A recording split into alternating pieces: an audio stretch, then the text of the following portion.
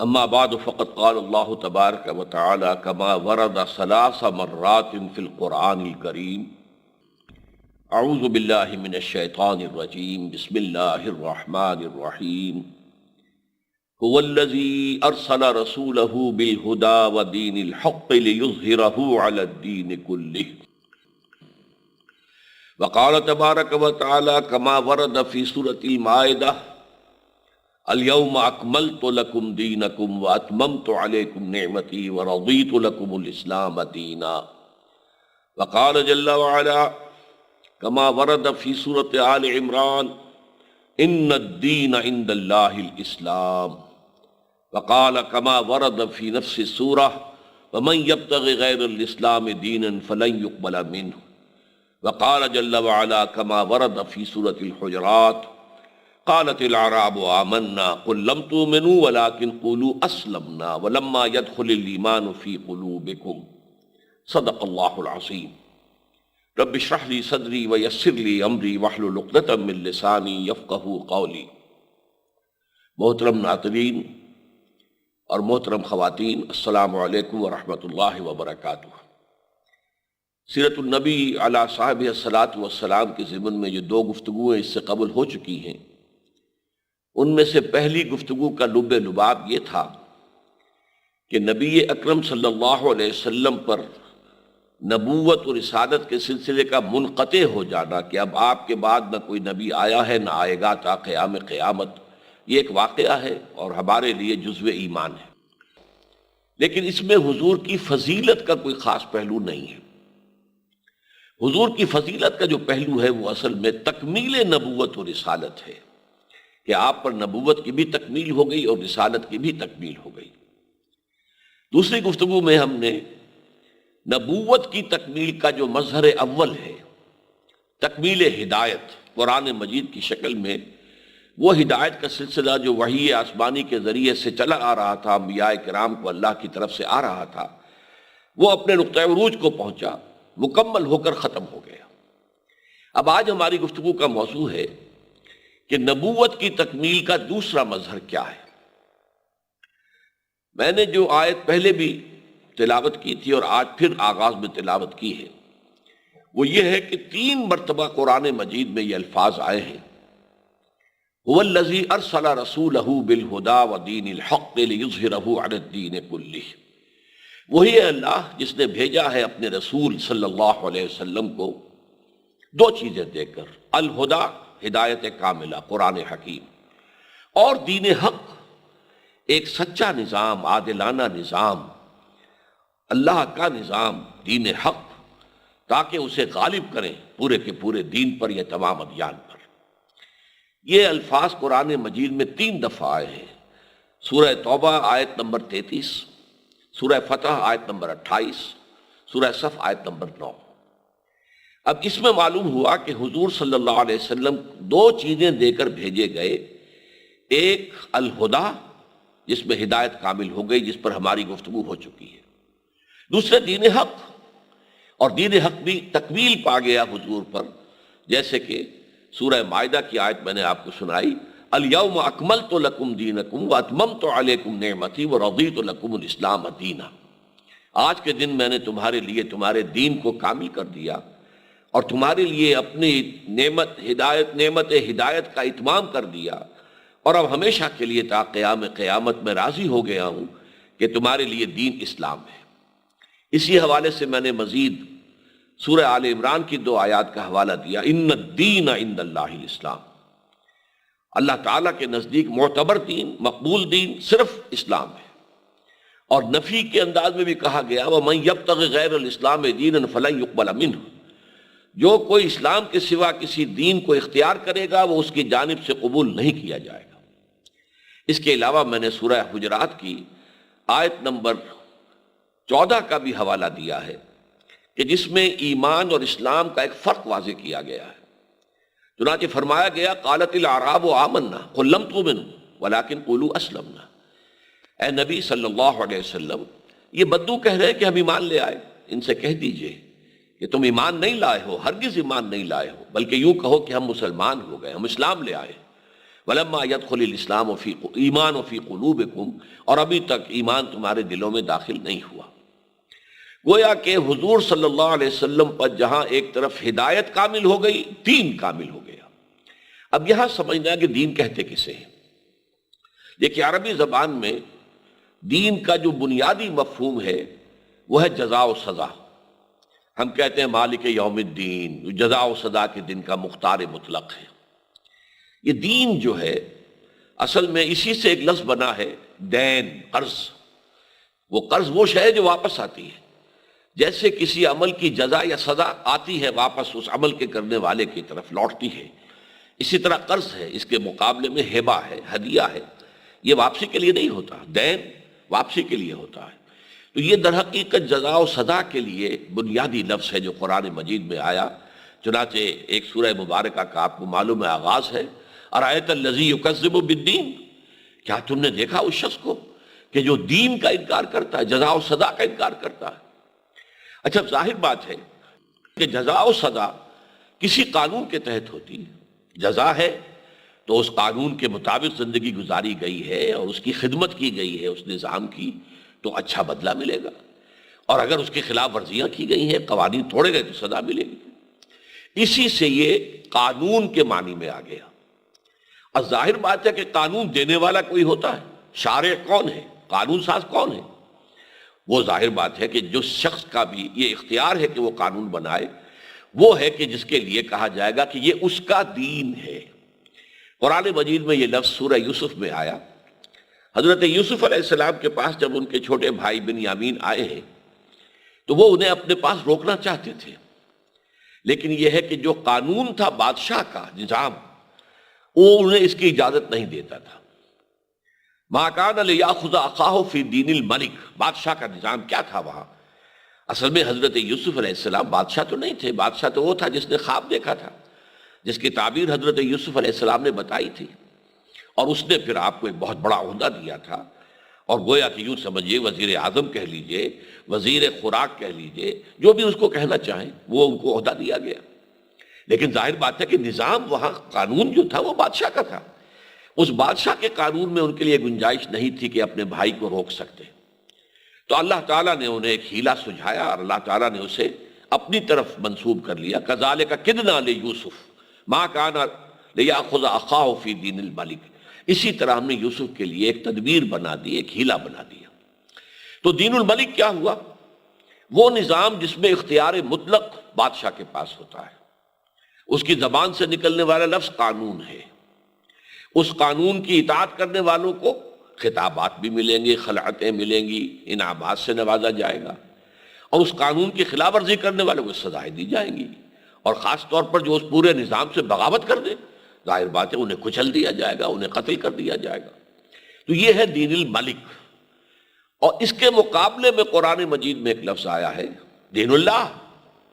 آپ کو معلوم ہے سورہ مبارکہ اذا جاء نصر اللہ والفتح ورأیت الناس يدخلون فی دین اللہ افواجا، جب اللہ کی مدد آ گئی اور اللہ کی نصرت آ گئی، اور تم نے دیکھا ہے نبی صلی اللہ علیہ وسلم کہ اب لوگ فوج در فوج دین میں داخل ہو رہے ہیں، دین اللہ میں داخل ہو رہے ہیں۔ اب یہ دین اللہ کیا ہے؟ اللہ کو حاکم مطلق مانا جائے، اللہ کو قانون ساز مانا جائے، شارع مانا جائے، شریعت دینے والا مانا جائے، اور اس نظام کے تحت پوری زندگی استوار ہو جائے، یہ دین اللہ ہے۔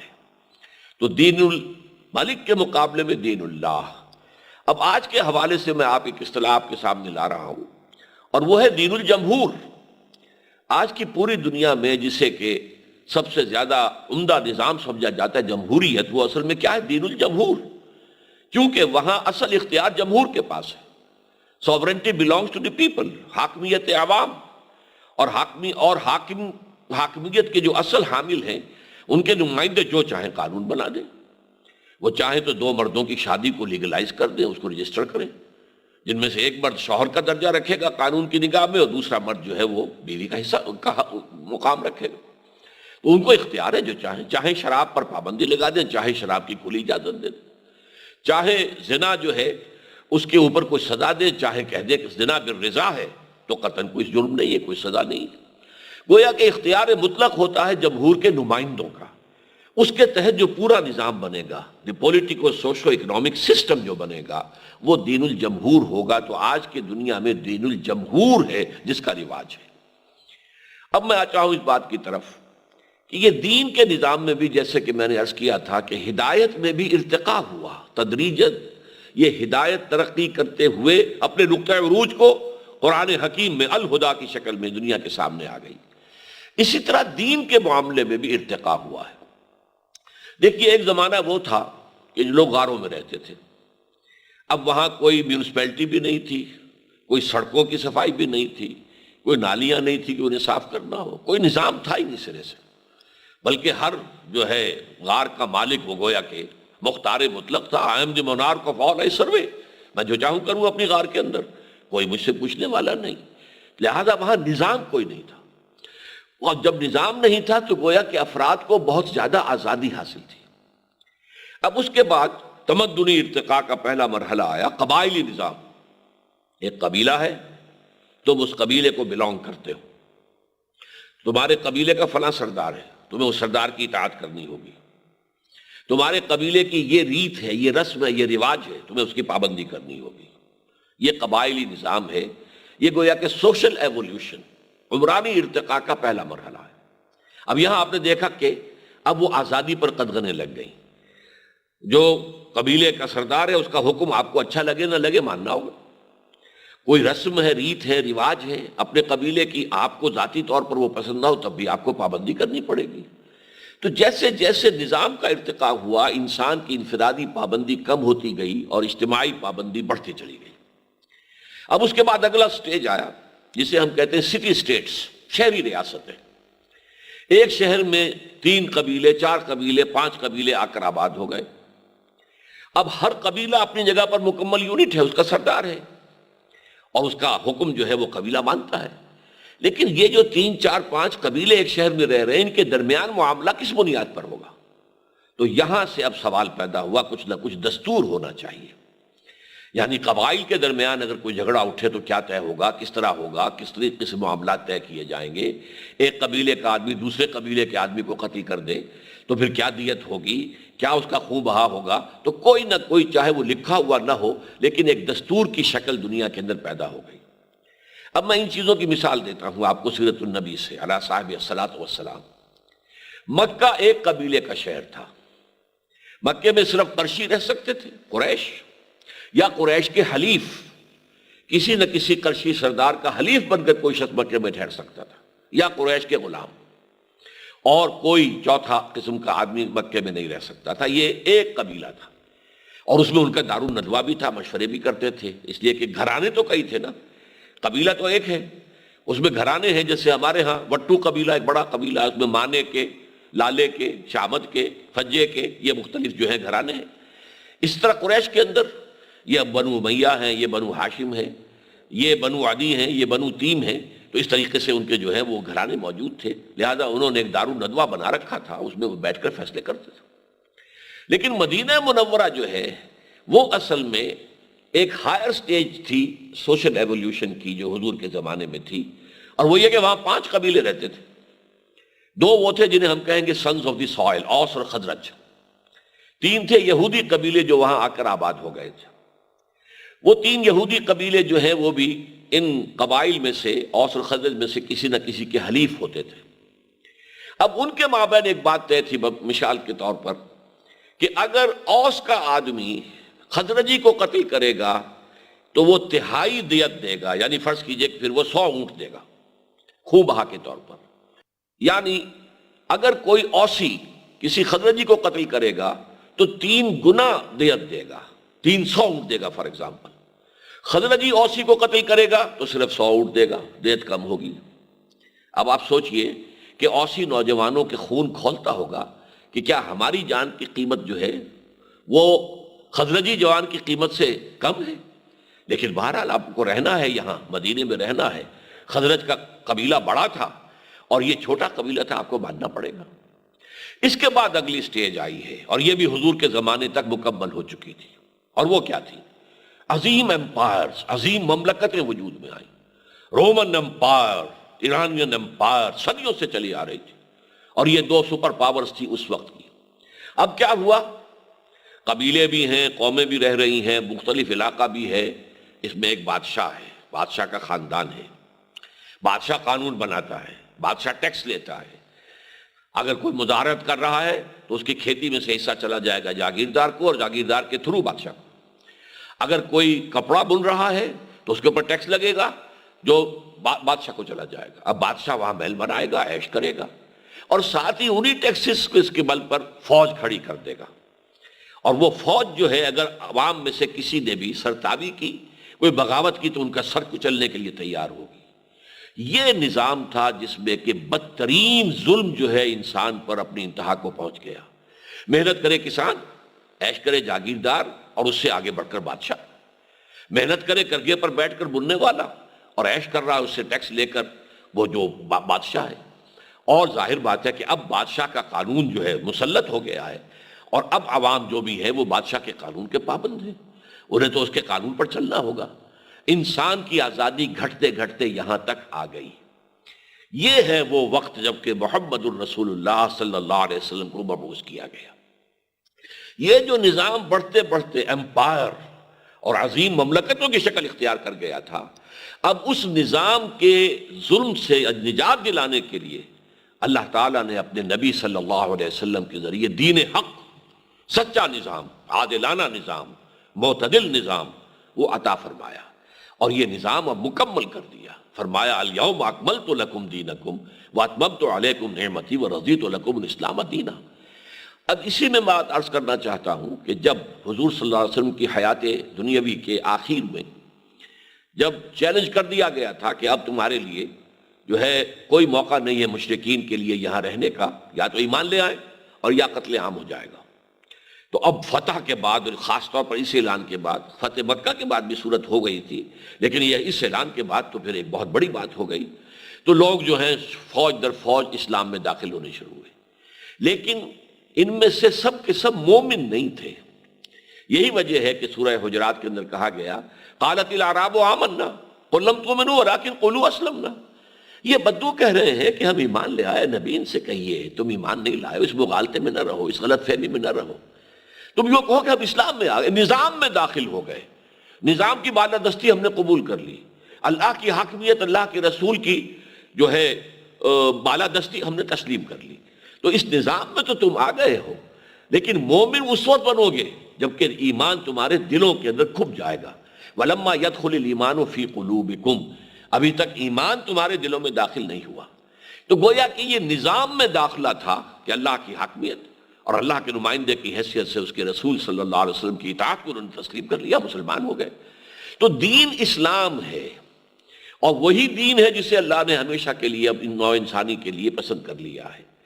اس دین کے لیے حضور نے صلی اللہ علیہ وسلم اللہ تعالیٰ کے حکم سے جو کام کیا وہ کیا تھا کہ ایک عظیم جد و جہد کے ذریعے سے اس دین کو پورے عرب میں نافذ کر دیا، غالب کر دیا۔ اس پر تو ہماری گفتگو بعد میں ہوگی، لیکن اس میں دو باتوں کا اضافہ کرنا چاہتا ہوں۔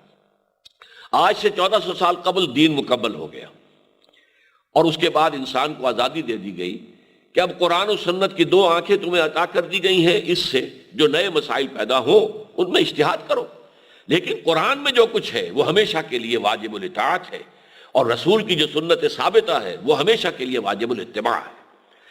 اب اس کے بعد انسان کے اجتماعی نظام میں دو تبدیلیاں اہم آئی ہیں۔ ایک پہلے تبدیلی آئی انڈسٹریل ریولوشن، جبکہ ایک مشین ایجاد ہوئی اور مشینوں کے ذریعے سے مزدوروں نے وہاں کام کرنا شروع کیا، تو معاشی نظام کے اندر ایک قدم اوپر آ گیا۔ اسی طریقے سے دوسری تبدیلی کیا آئی کہ ریاست اور ہے، حکومت اور ہے۔ کسی ریاست کے رہنے والے وہ اصل میں جو وفادار ہوتے ہیں وہ ہوتے ہیں اپنی ریاست کے۔ حکومت تو ریاست کا ایک انتظامی ادارہ ہے، ریاست کو چلانے والا ادارہ ہے۔ حکومت جو ہے اس سے آپ اختلاف بھی کر سکتے ہیں، اس کی پالیسی پر تنقید بھی کر سکتے ہیں۔ حکومتوں کو بدلنا یہ آپ کے اختیار میں ہے، چاہے تو الیکشن کے ذریعے سے حکومت بدل دی جائے، اور چاہے کسی عوامی تحریک، احتجاجی تحریک کے نتیجے میں حکومت بدل دی جائے۔ تو یہ دو مزید ترقیاں ہوئی ہیں، اور ان کے جو تقاضے ہیں اور ان کے ضمن میں اجتہاد کرنا پڑے گا کہ اب دین حق کے ان اصولوں کے تحت جو قرآن و سنت کی شکل میں مکمل ہو کر ہمارے پاس موجود ہیں، ان تبدیلیوں کے نتیجے میں ہمیں مزید کیا فیصلے کرنے ہوں گے، یہ اجتہاد کا معاملہ ہوگا، لیکن دین مکمل ہو چکا ہے، اور دین نام ہے اللہ کی کتاب اور اس کے رسول کی سنت کا صلی اللہ علیہ وسلم۔ تو میری آج کی گفتگو کا حاصل یہ ہے کہ نبی اکرم صلی اللہ علیہ وسلم پر تکمیل نبوت، میں نے عرض کیا تھا کہ حضور کی ذات میں نبوت اور رسالت جمع ہے۔ نبوت اللہ سے لینے والا حصہ ہے، یہ اینٹینا ہے جو وحی کو کیچ کر رہا ہے، اور رسالت لوگوں تک پہنچانے والا حصہ ہے۔ تو نبوت کے اعتبار سے دو چیزیں دی گئی، ایک الہدا جس میں کہ ہدایت کامل ہو گئی ہمیشہ کے لیے تا قیام قیامت، اور اس کی حفاظت کا اللہ نے ذمہ لے لیا، انا نحن نزلنا الذکر وانا لہ لحافظون۔ اور اسی طریقے سے دین مکمل ہو گیا۔ اجتماعی نظام کے اندر جو مختلف مسئلے پیدا ہوتے ہیں، عورت اور مرد کے درمیان کیا حقوق و اختیارات کا کیا توازن ہو، اسی طریقے سے انتظام کرنے والی حکومت اور جن کا انتظام کیا جا رہا ہے عوام، ان کے مابین حقوق اور اختیارات کی کیا تقسیم ہو، اسی طریقے سے ایک مالک ہے کارخانے کا اور ایک مزدور ہے جو وہاں کام کر رہے ہیں، ان کے مابین جو اس سے پیداوار ہو رہی ہے اس کے منافع میں کتنا حصہ ہونا چاہیے، یہ مسائل ہیں جو بڑے ٹیڑھے ہیں، لیکن اس کے لیے اصول جو ہیں وہ اس دین حق میں دے دیے گئے ہیں۔ اللہ تعالی ہمیں اس دین کامل کو اپنے ملک پاکستان میں اولاً اور پھر کل عالم انسانیت پر غالب کرنے کی توفیق عطا فرمائے، آمین یا رب العالمین۔ وآخر دعوانا ان الحمد للہ رب العالمین۔